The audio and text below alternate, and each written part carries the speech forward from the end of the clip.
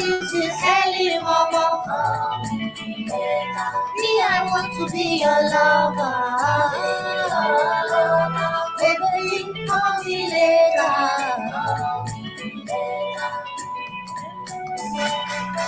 Da, da, da, da, da, da, da, da, da. Oh,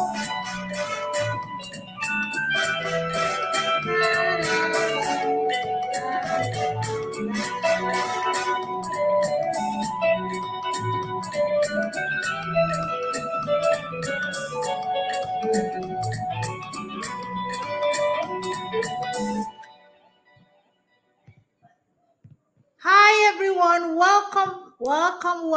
Call everybody, call your sister. We're back, and we have she's look. If I can't bring her up, she's really looking cool. She's really looking really sexy. I mean, my guest that is coming up. Oh my goodness, I feel like going to change up. Hi, gosh, why did I use this 5 minutes to go and look hot now? Okay. Oh man, my sister is in the house. Look, the last time she came here, I mean, she made us to rediscover ourselves. It was such a beautiful thing. Now, if you are here, call up your sister, tell them we are back. You don't want to miss this session, okay? You don't want to miss this session because, as I said, God created us with a passion. And one of the things that we have is sex. So I don't even know why we can be talking about our mouth, our hair, but when it comes to talking about our breasts, when it talks to coming about our vagina, we are so shy. These are part of your bodies. And men, if you do not know these parts and they are really special, then how can you even begin to ignite your inner passion? Let me tell you something. Let me share something with you. I might not be a sex coach, but at least I know this thing. When you have a good sex, you'll be able to deliver so many things. I tell you, God did not create this thing for. See, when you connect with your sexiness, when you begin to know your sexuality, there is no passion that can match your sexual passion. That's a big passion on its own. And when you have that passion, when you got it going as a woman in the sexy side, when you know yourself, and when I say sexy side, it's not just humping on the bed and having sex, it's knowing yourself, you know. And sex is not just, I mean, we are not taught. That's why we've not enjoyed the fullness of it. We're not taught, like my coach coming up here, she talked about the blueprint of sex. We are not taught that there are some things that no what turns you on. So many people do not know. You know, there are people don't have, just like Jola just talked. No, Jola said if you put the people in the kitchen, give them the same recipe, let them cook the same food, everybody will come out cooking different food because we are different.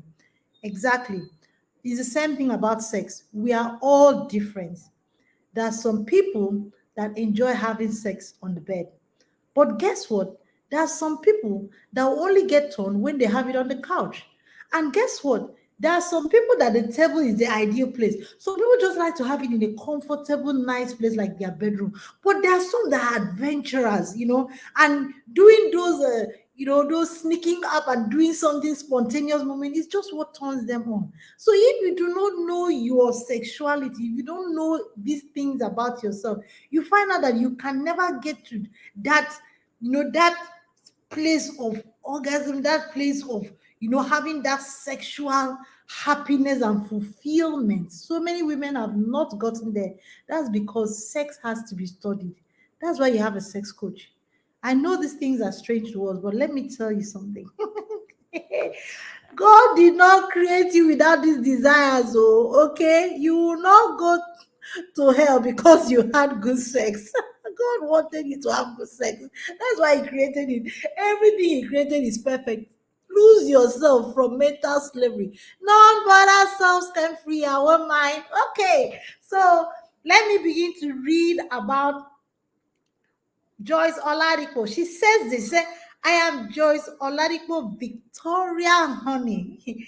Is a holistic sexuality coach, Sacred Star Feminine Embodiment Mentor, and a trauma resolution guide for women who desire to unlock the richness of pleasure in their body, liberate internalized shame around their sexuality so that they can create the nourishing life they have always yearned for. She's passionate about empowering women over 40 to create the nourishing, sexy life they have always yearned for. Now, if you are not 40 years old here, I can tell you you are the luckiest person right now because you are going to learn some things and you won't make the mistake that the women from 40 years are above are making. So you begin to discover some good stuff that will just lead you to age gracefully. So without wasting time, I am going to bring the very hot and sexy. Oh my goodness, you need to see her. Joyce Oladipo. Hi, girl. Why are you making me feel overdressed? Hmm? Oh my God. I'm so excited to be here. It's such an honor to be invited. And I'm so blessed to be able to share the topic on sexuality. It's a gift. It's a gift that we were born with. We have literally over 7,000 nerve ending in our clitoris. So we are not born just to be giving sex to someone else or giving pleasure to someone else. We are born to create life. We are born to birth life. We are also born to heal our bodies with our pleasure.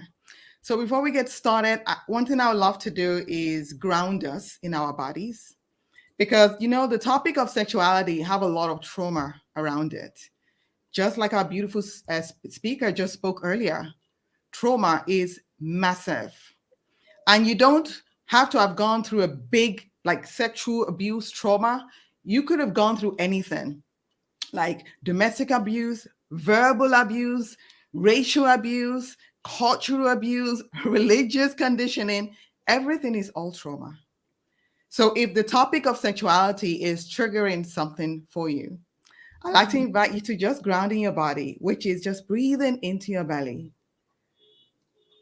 and allow your belly to just take up space. This is not the time for us to hold it in, trying to pretend that we are skinny. Just breathe into your belly and allow your belly to be big and take up space for a moment. One thing that I've noticed is when we suck our belly in for too long, we don't allow blood to flow into our yoni or our vagina. It tends to become numb. We lose sensitivity when we don't allow blood to move into our yoni.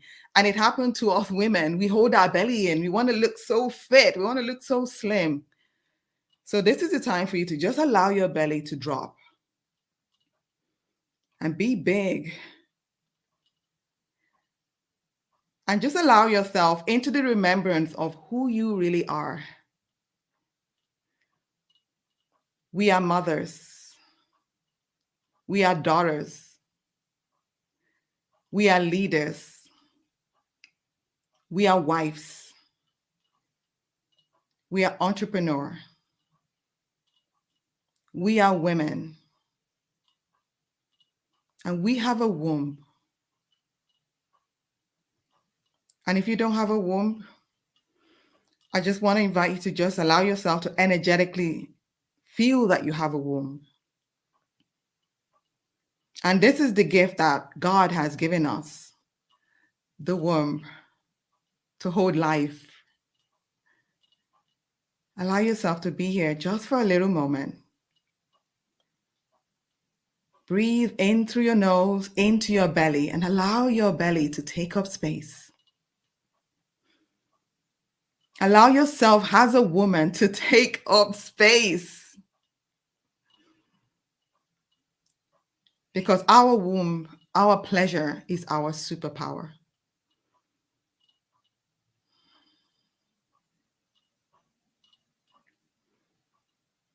And gently arriving to this moment, I like to talk about the word vagina. Everybody talks about vagina, but is vagina really the vagina? Or it has been covered around a lot of conditioning. The vagina, for me, is the pussy. There's a lot of conditioning around using the word pussy, but I like to invite you to just be with the word pussy, because pussy is what it is. The vagina is only one part of the pussy. So we have the pussy. We can call our pussy the yoni.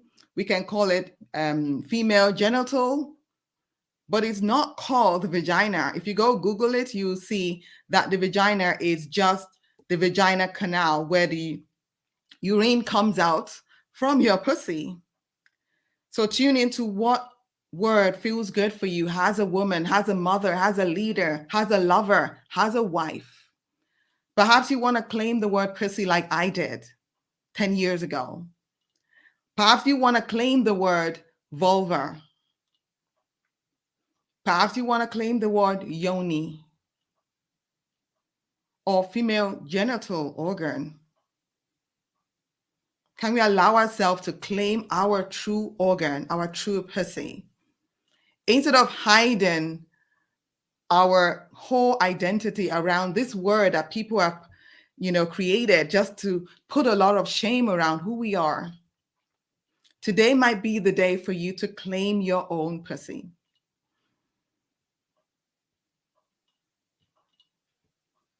I was born in a very religious family. And I remember since I was young, I think when I turned 10 years old, I was told that sex was bad. Sex was bad. If I look at a guy, I perhaps might get pregnant. When I started to bloom, my parents or my guidance at the time were telling me that I'm perhaps going to be raped or touched inappropriately, or somebody older than me is going to violate me. So I had a lot of shame around being a woman. And this got me really engulfed in religion, that I started to cover myself up. I started to hate being a woman. I remember I would almost like tie my breast because I hated how big it was. It used to be bigger than this because it was commanding attention. And I hated that because I was told that wearing tight clothes, wearing low cuts would get you in hell. And I brought that belief into my relationship. And I ended up having like painful sex most of my married life. I've been married for 22 years now. And I would say over a decade, I had painful sex. I have two beautiful girls. One is going to be 14, the other one is 12.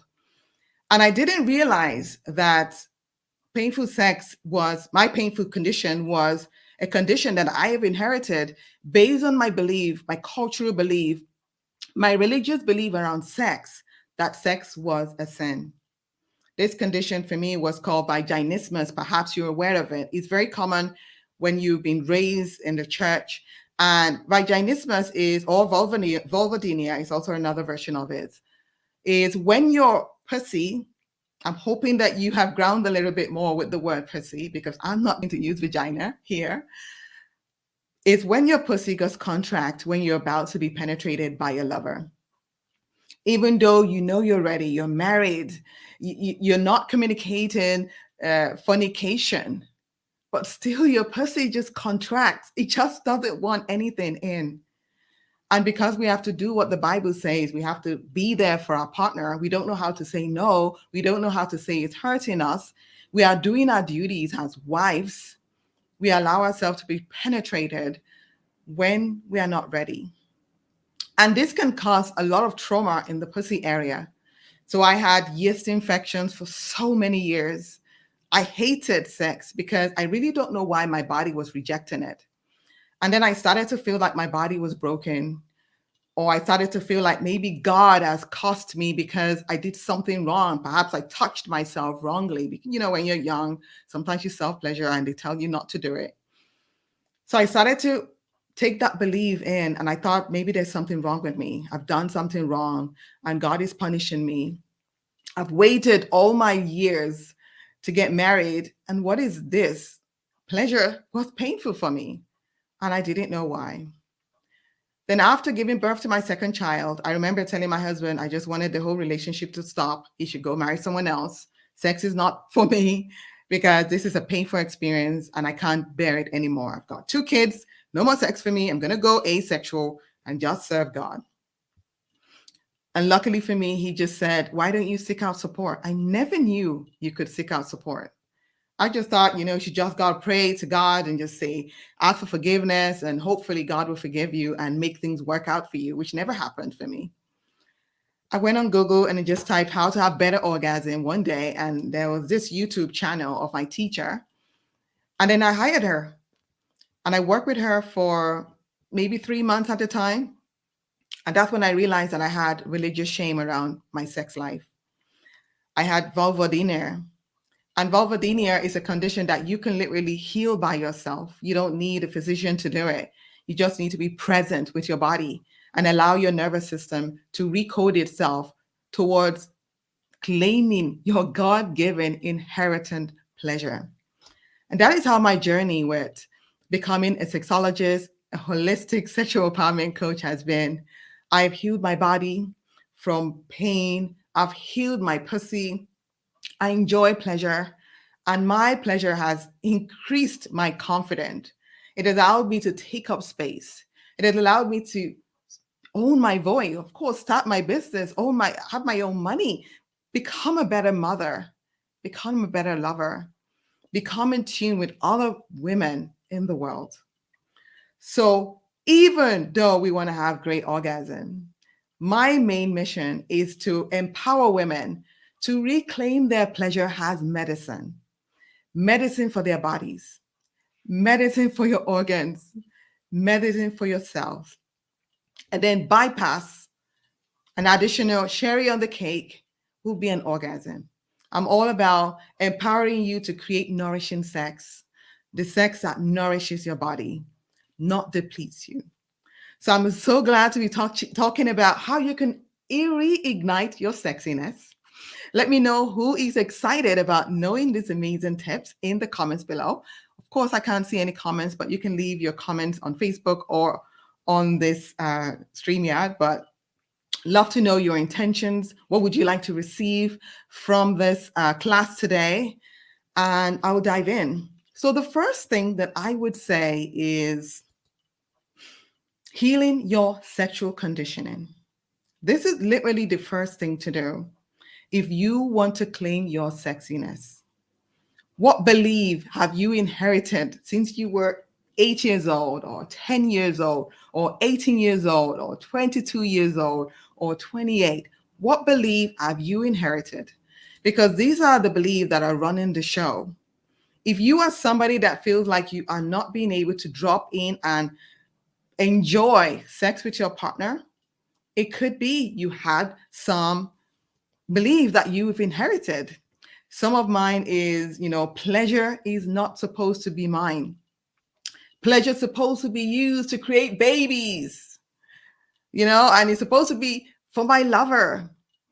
And because I had a lot of shame, I wasn't able to express my needs. I wasn't able to say no, that this was not good enough, that I wanted more of this. I like this. I had a lot of shame around my own belief, around my own sexuality. So what conditions have you grown up with? For me, another one is sex is painful. That was a belief for me. And that's why I hated sex. It's super vulnerable to express myself sexually. I don't want to be called a slut. If he knows I like sex, he's perhaps going to think that I've slept with hundreds of men. Sex is a waste of time. Sex is a waste of time. That was a big one for me. I hardly get my needs met anyway, so why am I wasting my time with sex? It's not pleasurable. It's all about him. That could also be a belief that is stopping you from surrendering to your pleasure. No one wants to see me naked. I am flabby. I've got cellulite. I've got big belly. I've got fat bum. My bellies are not plumpy enough. My breasts are not plumpy enough. I hated making love with the light on. I hated making love without having some clothes on because I had shame around it. Sex is gross. that is also a belief that we can grow up with as little kids, especially if we caught grown-ups making love. We think, ew, that's like disgusting. He's gonna think I'm a slut if I express myself. Or women are not meant to enjoy sex. These are beliefs that I grew up with. I can't see your comments. Perhaps there are more beliefs that you have grown up with. So I'd like to invite you to just allow yourself to challenge these beliefs. As I already said earlier, we are born with over 7,000 nerve endings in our clitoris alone. That is why we can orgasm.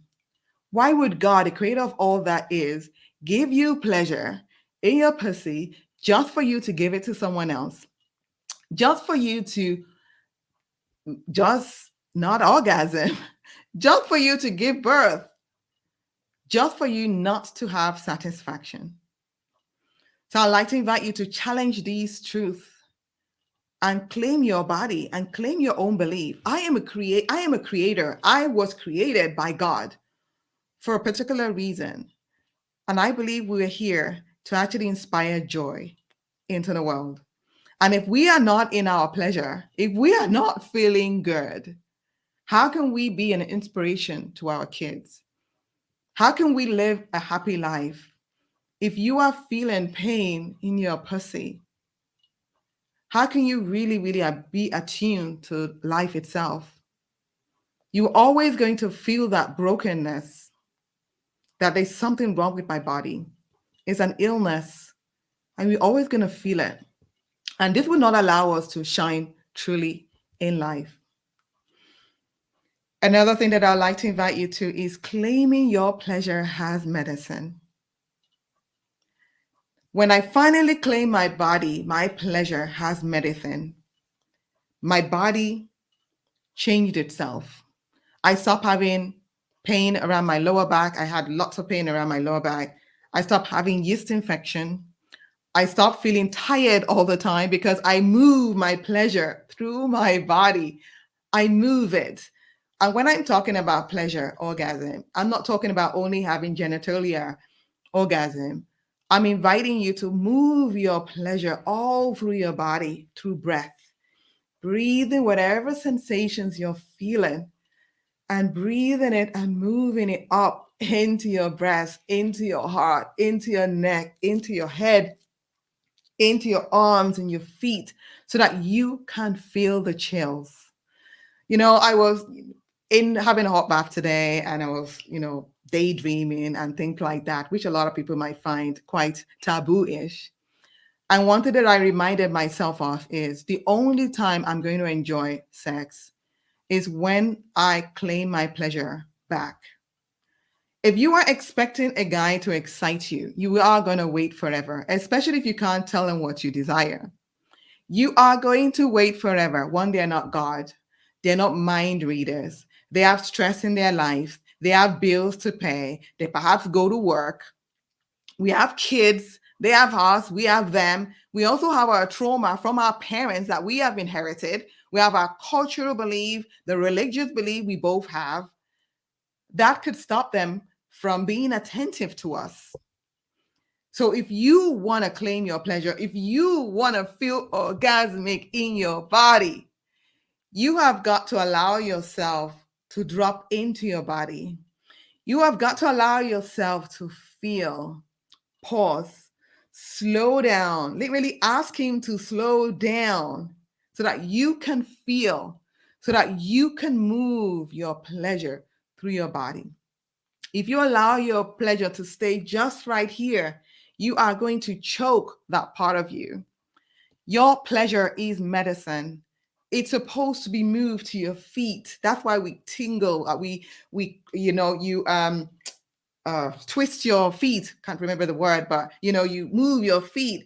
You move. You feel the shiver because you move the pleasure through your body. And I know we have a lot of conditioning around self-pleasuring. I don't necessarily believe in, masturbating and all those kind of things, but I also do like conscious self-pleasuring, knowing my body, knowing what feels good for me. Instead of me waiting for a guy that doesn't even have like 10 minutes to hold it together, can we allow ourselves to really be in our pleasure for about an hour? Maybe not for an hour, but perhaps 10 minutes, 20 minutes, half an hour. I go for an hour. It takes practice. But can you allow yourself to touch yourself in the way that you want so that you can invite your partner, your lover, to the dinner table? Well, you got to put yourself on the table, dear, first.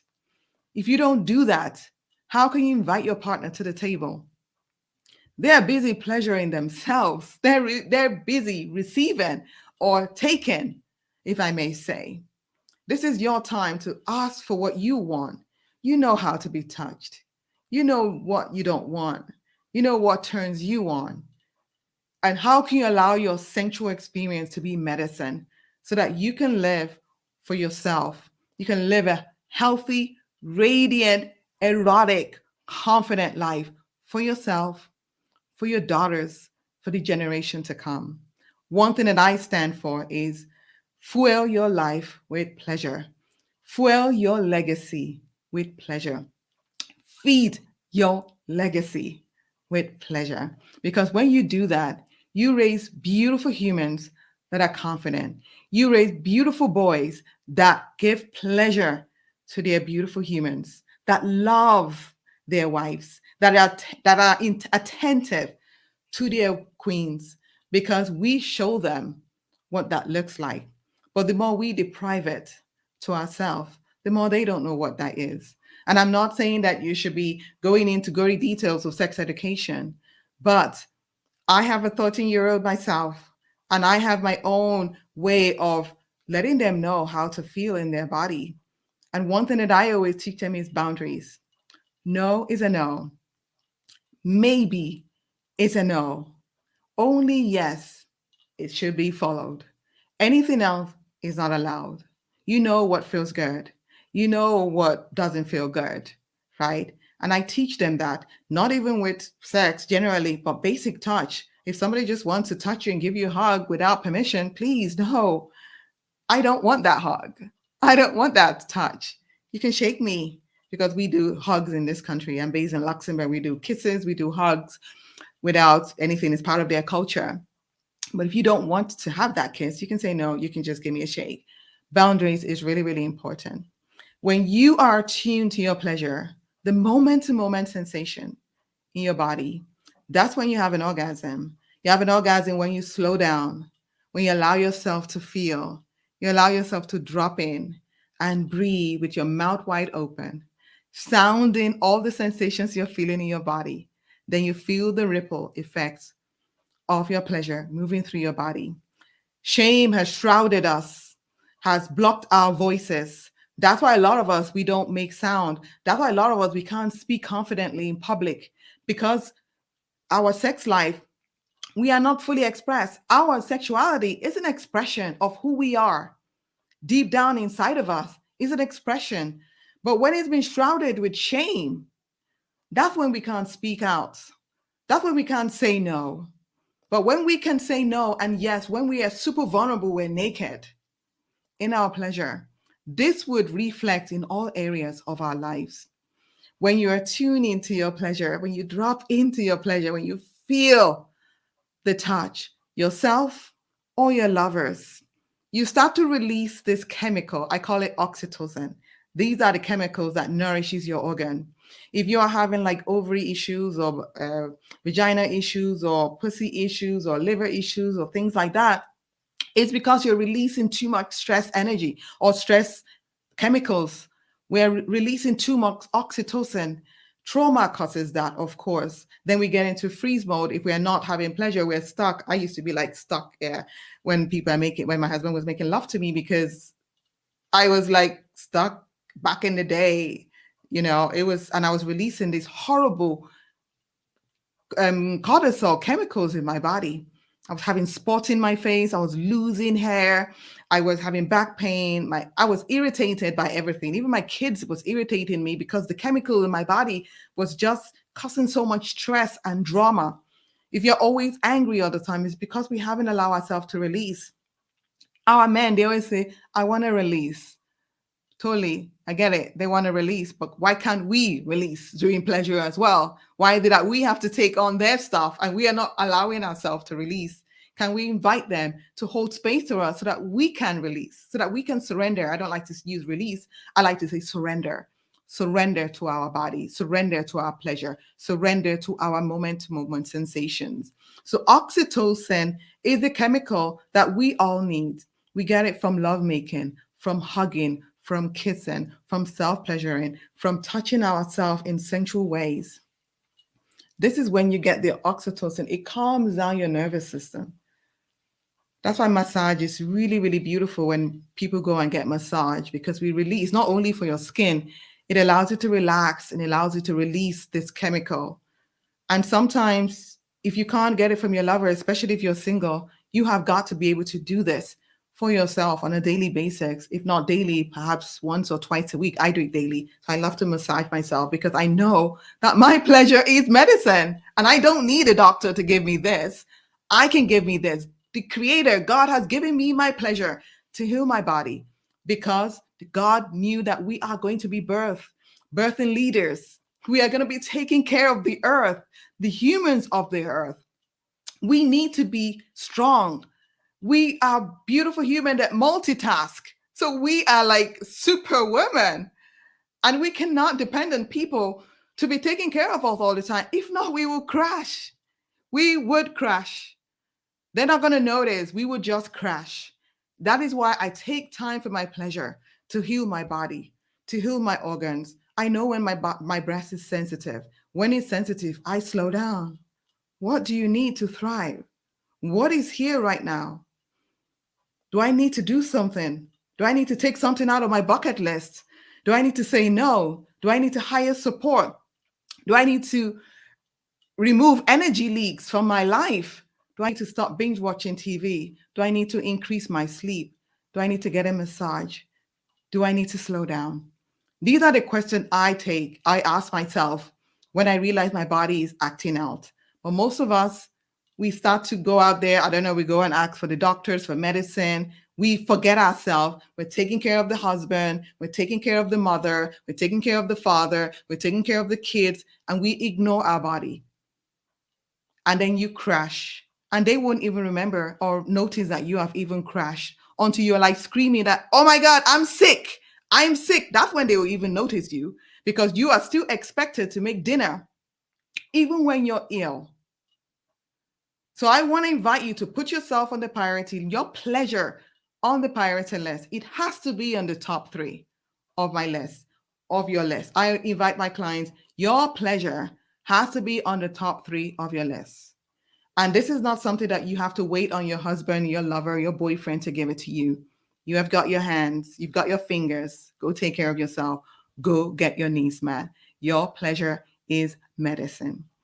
Another thing that I'd like to invite you, if you're just like me, that have a lot of sexual shame, they know how to do anything, they know how to, own erotism, they know what.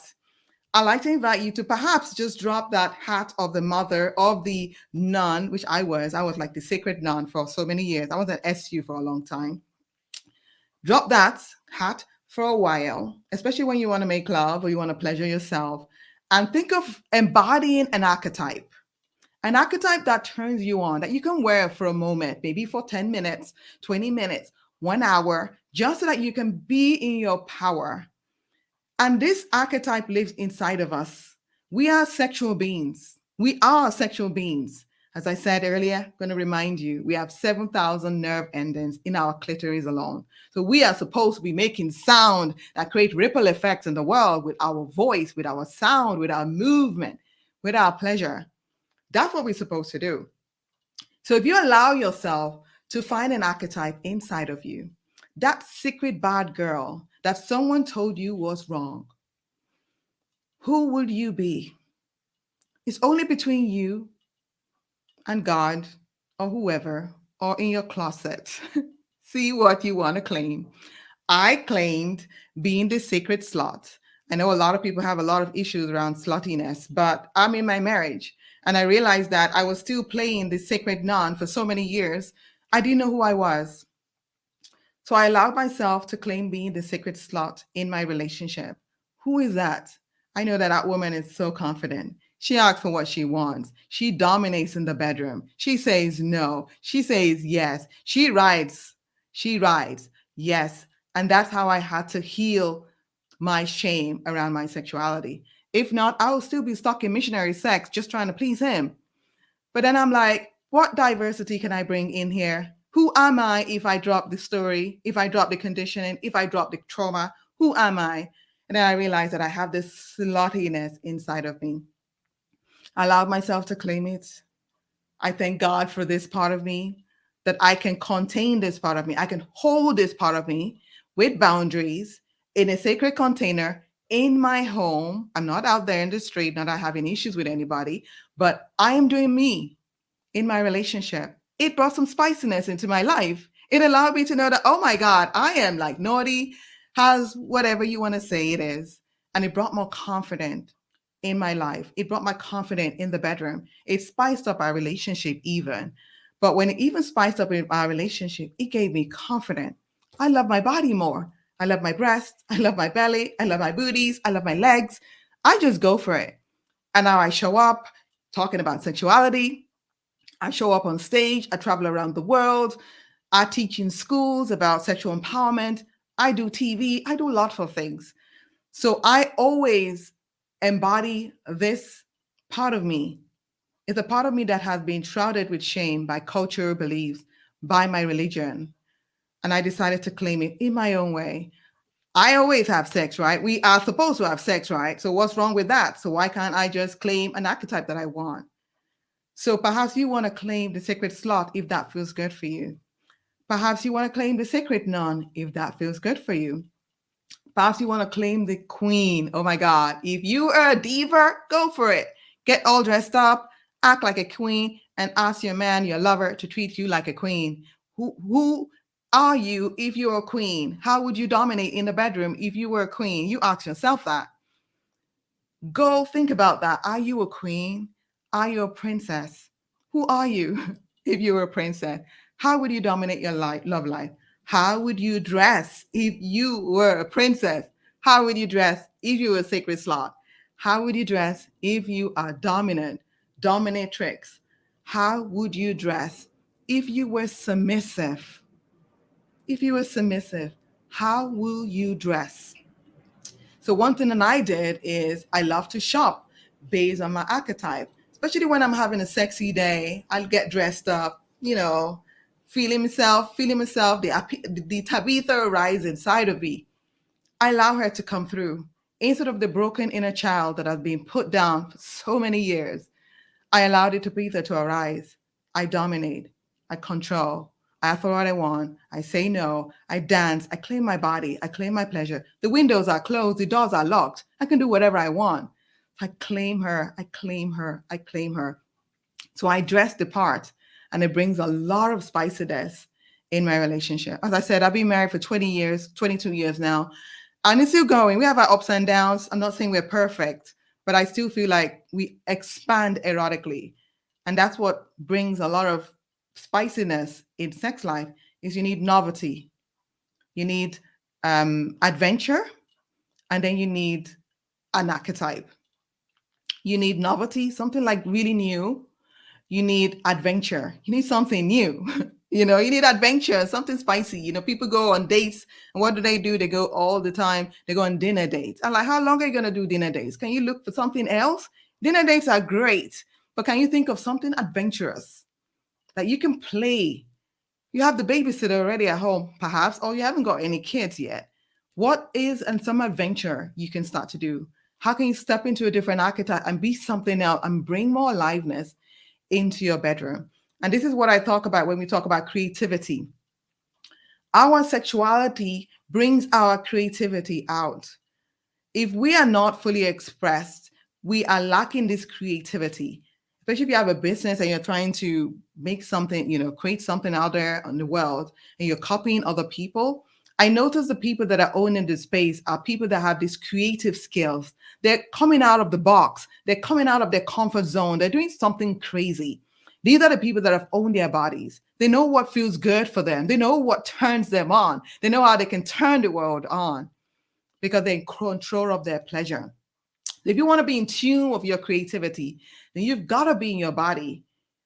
Not even only pleasure, you have got to be in your body to do that. And if you are going to claim a sexual archetype, this is when you start to heal sexual shame or healing the shame around this archetype, especially when you're raised a Christian. All we know is to make heaven. And we just have this identity that sometimes can be stuck in a box. So when you allow yourself to claim whatever archetype, we have to allow ourselves to love and accept this part of us, because this part of us, this part that we are thinking about, is inside of us. And there's nothing wrong with this part of us that like this part of us, but don't want to claim it because we don't want to burn in hell. But if you love this part of you and claim it, that this is who I am. I'm going to love this part. I'm going to embrace this part. I'm going to own this part. I'm going to express this part. You will start to bloom. But most of us, we don't know who we are because we're just following this whole constructive idea of who we're supposed to be. And then we switch off our internal GPS of how we're supposed to make an impact or add joy into the world. And as I said earlier, we are here to add joy to the world. We're not only here to just pray and make heaven. We are here to add joy, to add joy, to add joy to a brother's life, to a sister's life, to a generation, to a country. That's who we are. We're supposed to add joy. And if we are not happy, then how can we add joy to the world? And our happiness comes from us. We feel that joy. The question is, do you know what it feels like to be joyful? A lot of us will say, yes, I know what it feels like to be joyful. And I'm like, how does that feel like? Can you tell me what that feels like at the body level to feel joyful? If you know what it feels like to feel joyful, then you are already in your pleasure. Because if you know what pleasure is because you're always feeling the moment to moment sensations of the body. But if you are not in tune with your pleasure, you don't know what joy feels like. You just cognitively, intellectually know what joy is. That, okay, you smile, we smile, but you don't know what joy is. Joy feels for me like a bubbly feeling in my body. My belly feels like this bubbly feeling, almost feels very orgasmic. I feel these tingling sensations all over my body, just gives me joy. It's almost like I almost can't hold my own breath. I can't contain my own breath when I see something joyful. It feels like very expansive. My heart feels very expansive when I feel joy. My belly feels so released and so free when I'm in joy. I'm looking around me and I'm like, I feel safe in the world. The world loves me. The world is showing up for me. God is showing up for me. That's when you feel joy. Your expression of joy can be something else, which is okay, which means you need to tune into what your body says. I always say body leads, mind follows. Not mind first, but most of us, we think we have this mindset. I have a positive mindset, which I totally believe. But I also feel like our body leads first. Even if you have a positive mindset in life and you realize that what I know that even if you have a positive thing in life, your body would always predict the actions you would take. A lot of us, we want to do stuff. We're trying to be proactive and stuff like that. We're like, oh, I'm really good. I am successful. I am loved. I am rich. I am that. It's all intellectual, but it's not deep down in the body. If you are in the body, you will be able to know what it is to feel productive. But if you're not in the body, you're not going to be able to express what it means to be productive. The body leads, mind follow. So one thing that I love to invite you to before we wrap up is to do a quick breast massage. You can switch off your camera to feel safe. Make sure the door is locked. Breast massage is one of those quick practices that I love to do. I do it every morning. I own my breasts. Breast massage is helps you to open your heart. It helps you to receive from God. It helps you to forgive. It helps you to Let go of heartbreak if you had any. So I'd like to invite you to cup your breasts, just like mine. Breathing into your belly, allowing your belly to take up space. And perhaps you have it inside of you to just smile for a moment. You are given this breast. And if you don't have any breasts, you are given this chest. Allow yourself to breathe into your breasts one more time. Then start shaking these breasts and say, jingle bells, jingle bells, jingle bells. Just shake your breast and smile. Just say, jingle bell, jingle bell. And allow your breath to just excite you. Smile, jingle bell, jingle bell. And then next one would be to just anti-clockwise, just massage your breast round like this, feeling into your nipples and just breathing into your belly. And just massage your breasts. Breathing in through your mouth and out through your mouth. Then the other way around your breasts. Breathing in through your mouth, out through your mouth. This is one of the pleasure practice that I do every day. You own this breast. You own this jingle bells. You don't have to wait for a lover to give yourself a breast massage. Breast massage is self-pleasuring, and you can give yourself this as a start. This would be a gift to you, to yourself, to your body, to your legacy, to your grandkids, to your great-grandkids. Loving your breasts, loving the breast, the bosom that the Creator, God, has given to you. You can do this while you're praying. You can do this while you're looking at the mirror. Hold your breast, squeeze your breast. Smile. And thank God for giving you this nourishment, because this is what we've used to feed the earth, the children of the earth. This is what we use to feed them. And thank God for giving you this. Thank God for making you a woman. And thank God for being a woman on this earth.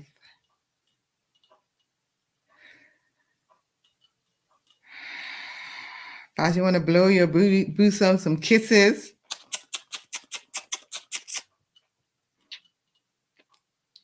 Yes.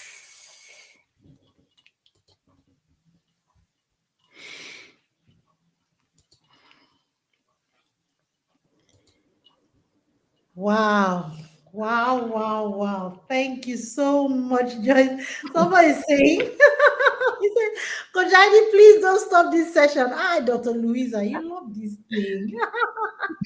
But why I have to come up is so that we can ask questions. We have a Sure. lot and a lot of questions. So, ladies, please send in your questions, send in your questions. And it is so surprising. It's programming, as you said, Mhm. because you really have to ask yourself. As you're doing this thing, I was asking myself which part of the Bible had said we shouldn't touch our breasts. I'm wondering, it's all these don't, when once you are programmed as a child and they say, don't allow anybody to touch your breast. Yeah. Don't. It Don't. used to even affect you as a person, Yeah. you know. And the programming, don't allow anybody to just cover this, don't allow anybody to do. And I didn't even know that there is anything called religious body shaming. I just manufactured it today Yeah. because sometimes the religion of cover up, don't this, if you expose this, you're going to go to hell. Yeah. And you can imagine what it did to you. Yeah. And so many women, that was my first time of knowing that there is a veganese what. Yeah. Vaginismus. It's a lot. It's I've, very. I've, Yeah. It's very I've common never. in religious. It's very common when you're raised in a religious family, or religious, like Jewish as well. They have it, like Africans, a lot of Africans, like in Mm. SU churches, they have it as well. Yeah, And it's yeah. where you just have a lot of pain. You just, your pussy, I like to use that word, just contracts. And the man will be like trying to get in and nothing is happening. It's almost like he doesn't know what he's doing, but your pussy just switches off. It just wants to keep you safe. And it wants to keep you safe from perhaps hell or whatever conditioning you grew up with. And when we are raised with this condition from the first moment that we start to bloom, that, okay, cover yourself up, don't wear tight clothes, or sex is a sin, that is the first programming you take in as a child. Mm. So Mm. even though you knew that is not good, your body has taken it in that I need to be hiding, or I need to protect myself. I shouldn't go and date. I'm supposed to date when I'm 25. I think I started dating when I was 25, very old, because I was told that this was this and I wanted to make heaven. So because of that, my body just had it there. So I just didn't know why my everything was a struggle until I Googled it, and then I realized that I had vaginismus. It's a condition that can be healed. It's not like a permanent whatever, but it's a condition that can be healed, and it heals. Some people go to the doctors. I didn't go as far as that. It heals when you are in your pleasure, and then you reprogram your nervous system around what it feels like to be in pleasure. Like God gave me pleasure. God gave me, while you're in your pleasure, like maybe you're doing a breast massage or something, you can now say, God gave me pleasure. I have 7,000 nerve ending, not for me to throw it down the toilet or something. That's why, during those years, they had all this, traumatic experience they were doing, like in some African country. I think they were doing it in Nigeria. I don't want to use that word here, where they were taking our clitoris away so that we don't enjoy pleasure. So that was where our power was. So, and why do we now feel like we have to suppress that? It's difficult to suppress, but when conditions suppresses it, you don't feel it anymore. You feel like it's just numb. All you feel is nothing.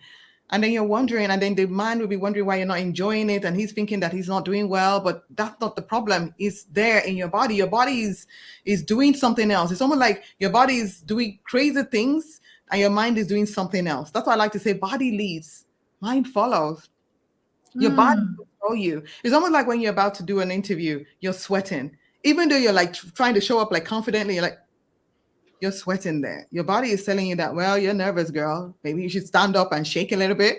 Or you're going on a date with some guy and you're like nervous. Everything is all happening in your body level. And you're like, what's going on? Because your body is telling you something.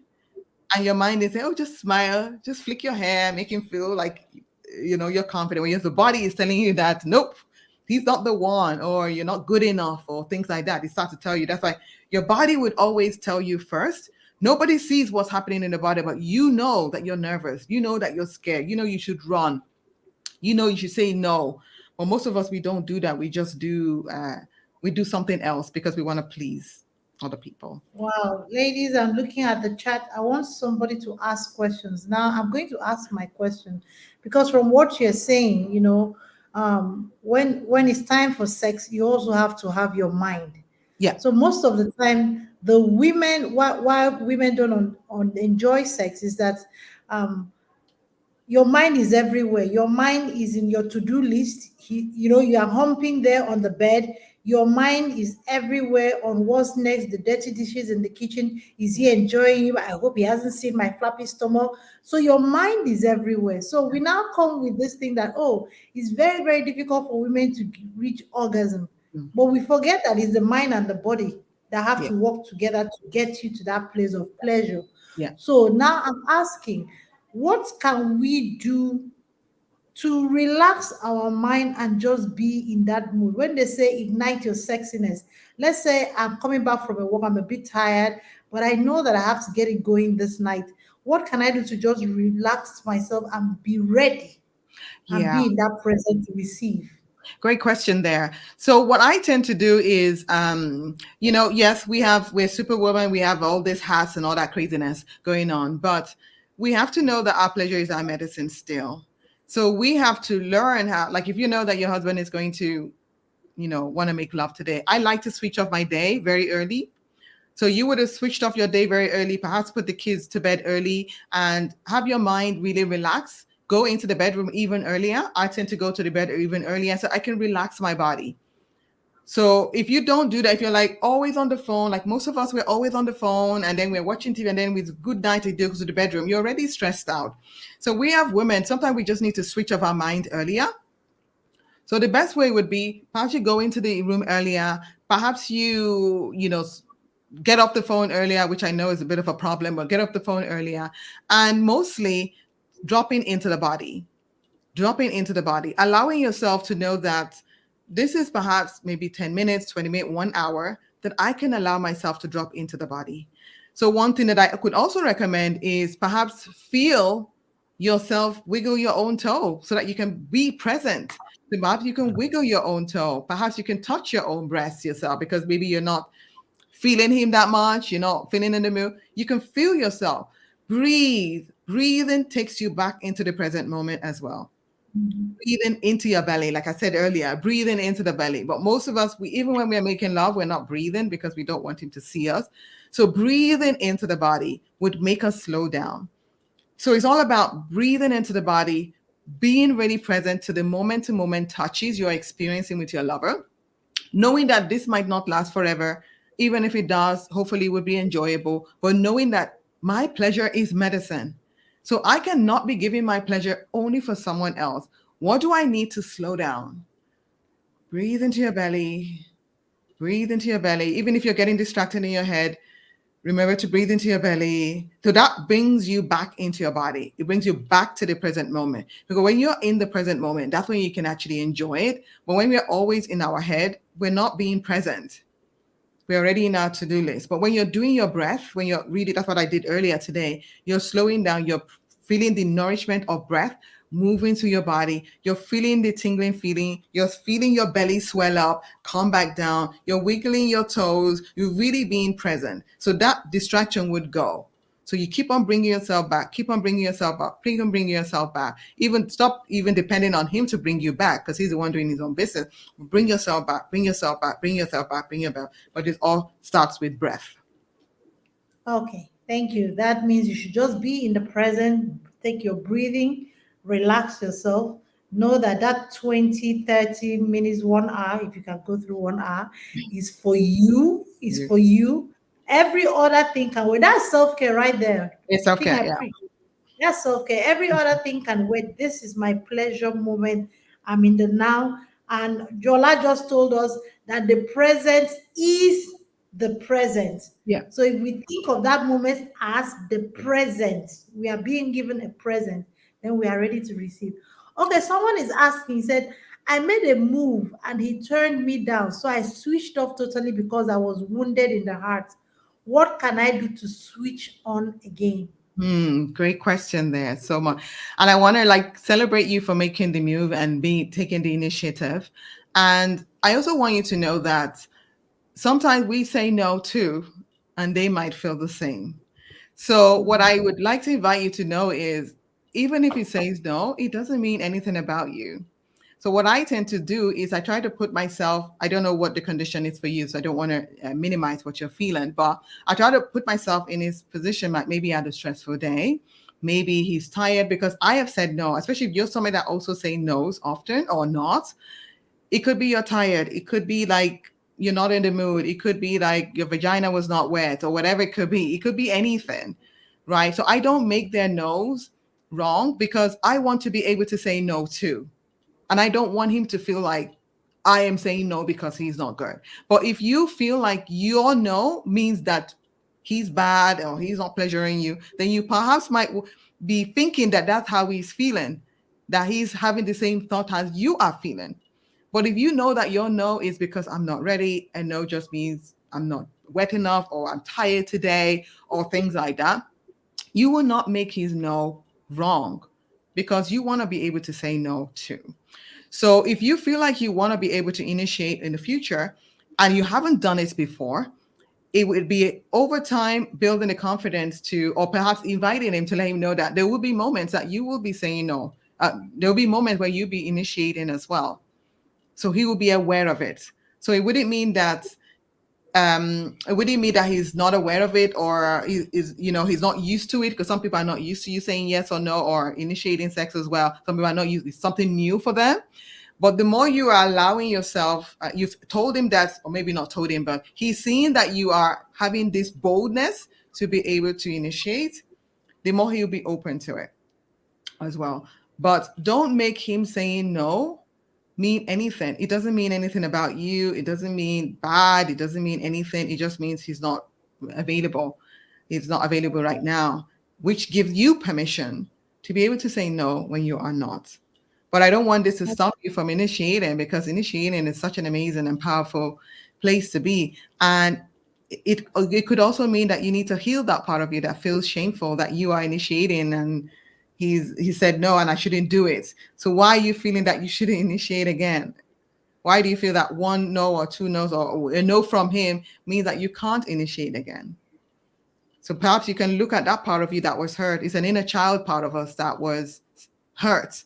That's why you feel like that. Perhaps you need to hold this part of you and say that it's okay. His no doesn't mean anything about you. You're amazing. You're pretty. You're the bomb. So hold that part of you and reconfirm her more, and let go of that feeling that whatever he did, it's about you. Okay.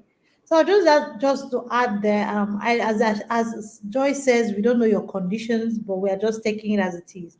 Sometimes we are hurt by the action of someone because of how we read that action, you know, and we read an action. I always say that we think in pictures. So if somebody points a hand on me and does me this way, immediately, what the picture I'm seeing is somebody warning me, because I've seen my mother do it to me like this several times. So I begin to read the meaning of that thing based on previous experiences. So sometimes a no can make you feel what. So I always say, what? How does that no make you feel? So one of the feeling of that no can be rejection. And I'll now say, okay, what does rejection mean to you? And if you want to trace rejection, you remember that somebody has rejected you, or in the past you've been rejected, or somebody has they know I can't do it tonight means more than that bed to you. Yeah. So you began to think, and when you think like that, you begin to read so many meanings into it.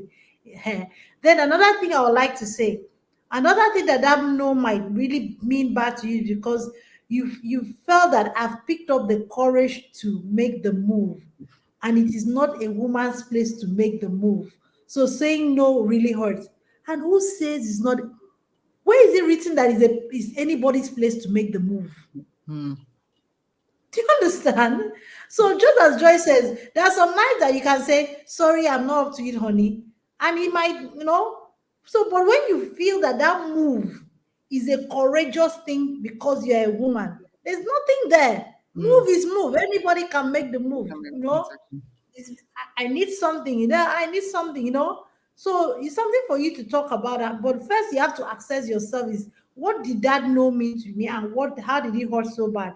Have I also felt that me coming to approach him is a courageous act? There's no courageous act in Hmm. approaching your husband. Your husband Yeah. is your husband. You and her are one. So if you come to them and say, honey, I want some, and he said not tonight, it's okay. Yeah. No, but book me up tomorrow night or two. Wait, just know that Exactly. you owe me. Oh. Exactly. Exactly. Whichever way, if it's not tonight, you owe me, okay? So I'll be back. That's why I call myself the Amazon.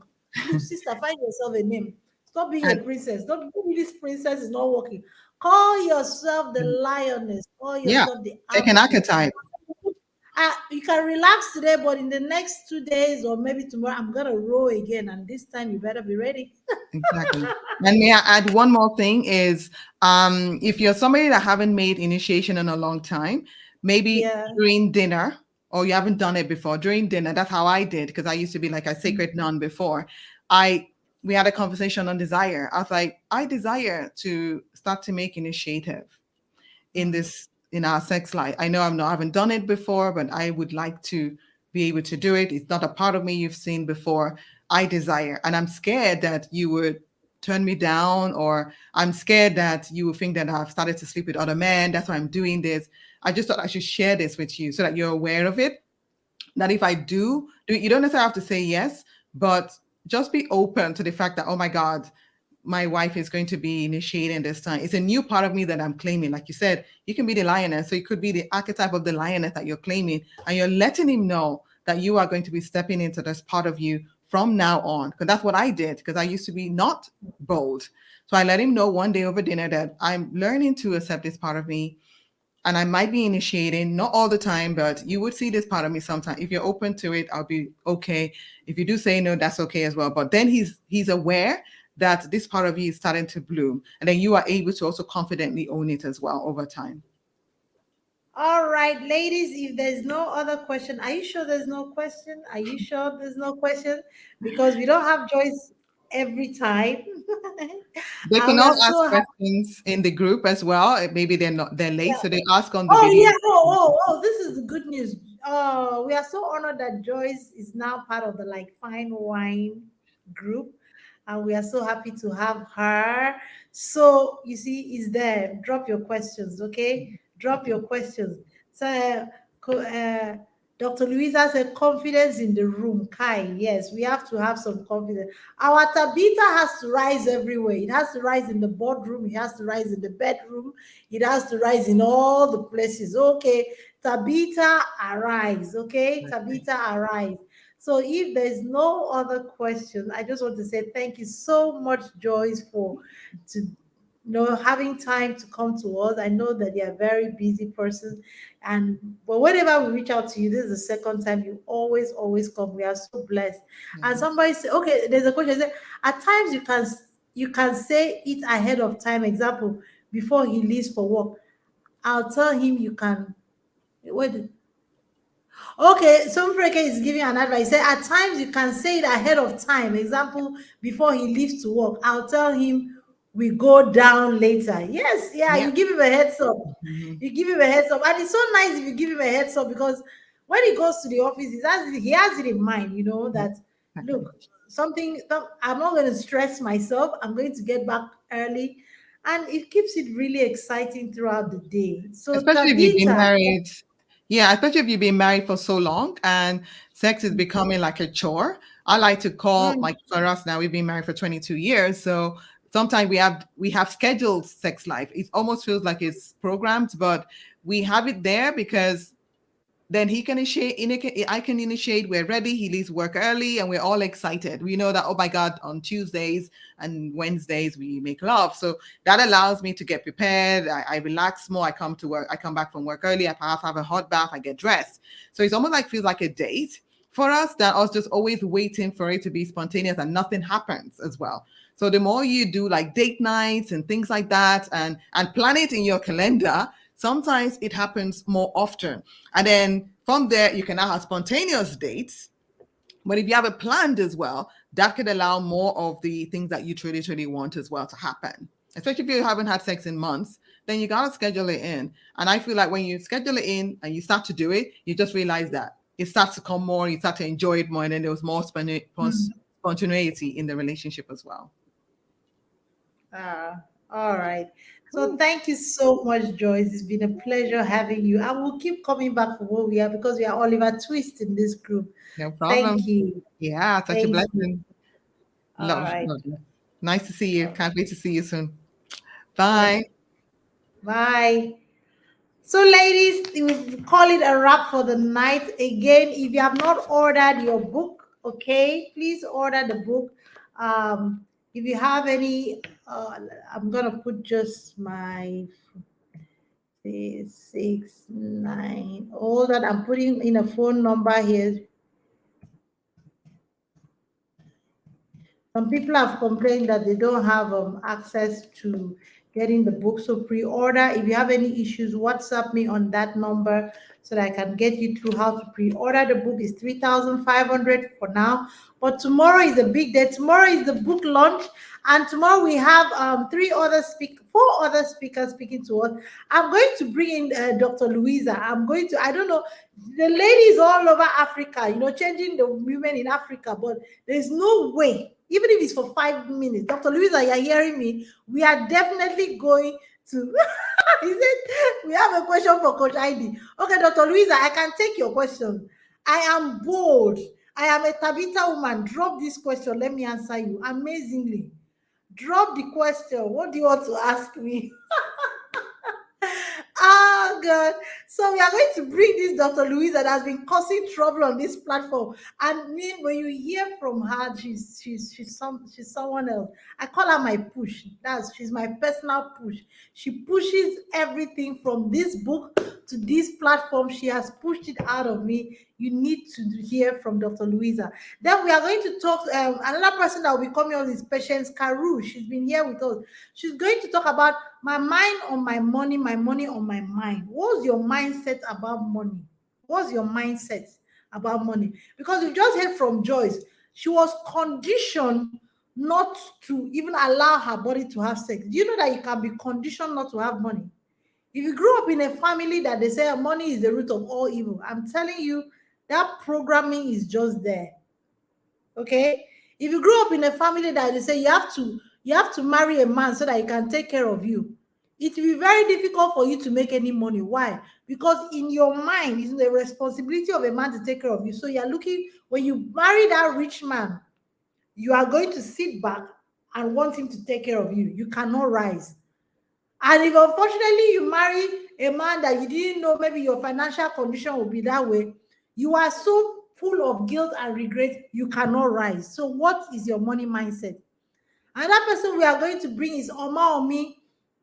She's going to talk about woman evolve, how to rebrand yourself.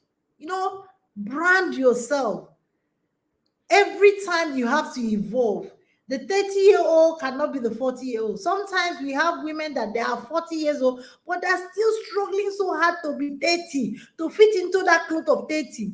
If you ask the woman, how old are you? Bam. He said, why do you want to know my age? I can tell you loud and clear, I'm 46. It cannot change me. Why? Because I've owned my age. I'm going to be 47 next year. I'll be 48. I'm looking forward to 50. When you embrace who you are and when you evolve, you will no longer be ashamed to even announce to the world about this age. I always wonder why women can't just say, I'm 40. So we are going to bring Omami to talk about woman evolve. Now, Dr. Louisa will come in and talk to us about my voice, my power. So those are the speakers we are going to have tomorrow. And then by 7 p.m. on the dot, we are going to have the Tabitha book launch, which I've invited all of you.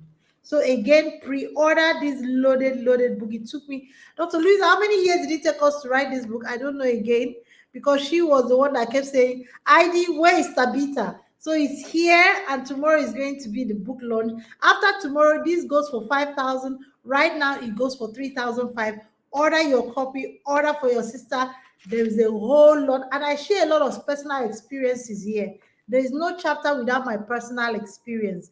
I will share a lot of personal experience and how I got to this point to be in front of you, rising, looking forward to rising more, speaking all over Africa, going around with my sister, Dr. Louisa, and changing the world. So until I see you tomorrow by 4 p.m., remember, you are an appreciable asset. You are aging like fine wine. You are a Tabitha woman, and Tabitha, arise.